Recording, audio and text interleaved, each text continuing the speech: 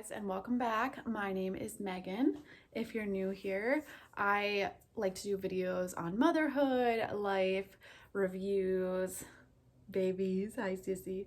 My daughter is here on her little mat, and I wanted to kind of give you guys a little bit of an update while I'm sitting here for my fertility IVF journey.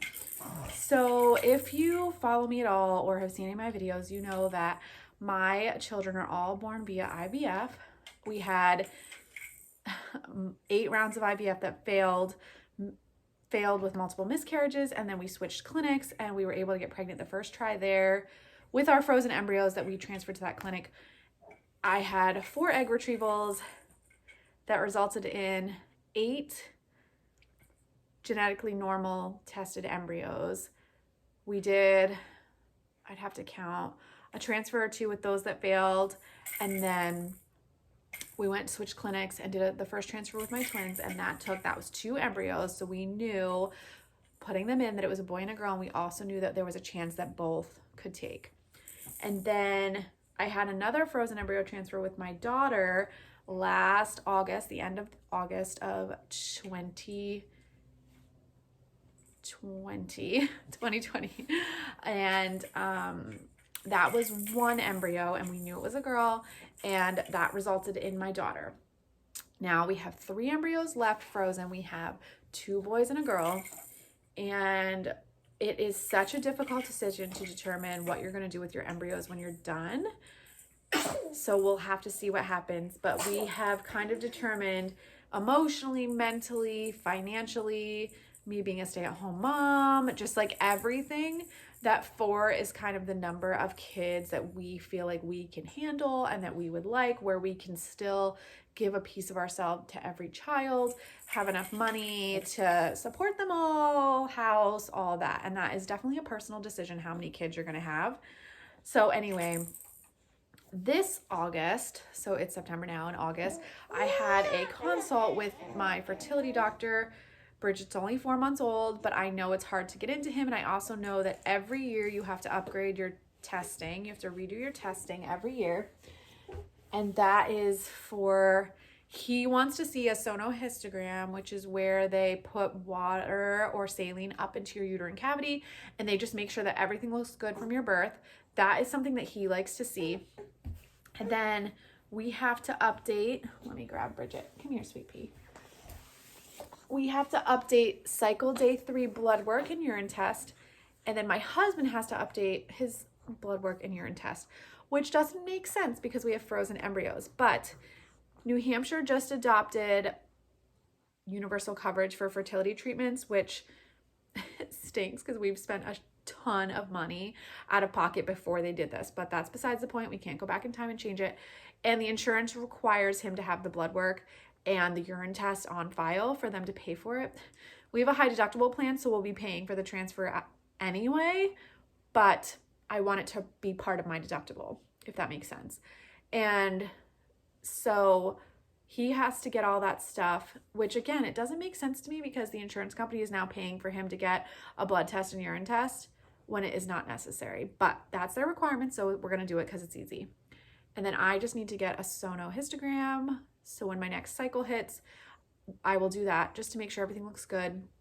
It should. I had an extremely uncomplicated, a very quick birth. You can go back and watch my birth story, but a very uncomplicated birth. So there shouldn't be an issue, but he likes to check that. And yeah, so those are our only requirements. It is now September. I started a new medication. I have ulcerative colitis. So I started a new medication that I need to have another scope done in November to make sure the medicine's working, which I want to have because during my pregnancy with Bridget, I did have a colitis flare and had a lot of trouble. So I want to make sure everything looks good. And then our plan is to transfer December-ish, try. It seems early, but then by the time the baby would be born, Bridget would be about 18 months. And that is a good gap for us. When she was born, the twins were 2.5, and then these 2 would be like 18 months if the transfer worked. So that's our plan right now. So I have a month or 2 to kind of get the test done, and then I am going to order again prenatals. I was on methylfolate instead of folic acid because I have the MTHFR mutation. So that affects the way you metabolize folic acid. So I am on methylfolate. So I am going to start those up this month sometime. I just have to order them and I'll start them this month. And yeah, then I should be ready to go. And it's kind of crazy. I've been working out 4 to 5 days a week to try to lose like my last 5 to 10 pounds from before the twins, because I really did nothing between the twins and Bridget, in hopes that after the next baby, my body will bounce back a little better. It bounced back great after the twins and it did not after Bridget. And I just think subsequent kids, that's just what happens. That's what happens to us when we carry children. And so, yeah, so I'm hoping that by getting myself in better shape and starting on the vitamins early, that things will be better. Now, at this new clinic, we are 2 for 2. Both of our transfers worked, which is rare. A lot of people would say I'm lucky, but honestly, I had 8 failures prior to this. So I do feel lucky, honestly, but I had so many failures prior that it's kind of like, I know going into the next transfer, it may not work and it may work. So if it doesn't work, our plan is to just keep transferring. So we have the 3 embryos. The first one doesn't work, we'll transfer the next one. If the next one doesn't work, we'll transfer the next one. If those 3 don't work, which my doctor does not think that will happen, and neither do my husband and I, if those 3 don't work, we are done. I am not doing another egg retrieval. We will just be okay with the 3, which honestly, I'd be perfectly happy with the 3. I just don't think my mind was set on like she was the last one, but it's okay. I could process and get there. But our hope is that one of them will work. The question is, what do we do if the first one works or the second one works and we still have embryos left? But that's a bridge we need to cross when we get there. I think we know what we're going to do, but honestly, I'm trying not to think about that right now. It's kind of wild. I'm so fresh from giving birth so quickly with no medication that I'm kind of like, do I really want to do that again? You know, how you're healing with your stitches and you're tearing, and I'm just kind of like, ugh, I don't want to do it again. But on the same hand, my husband and I both feel strongly that we would love to try for a 4th child. And honestly, we are just ready to close this chapter in our life.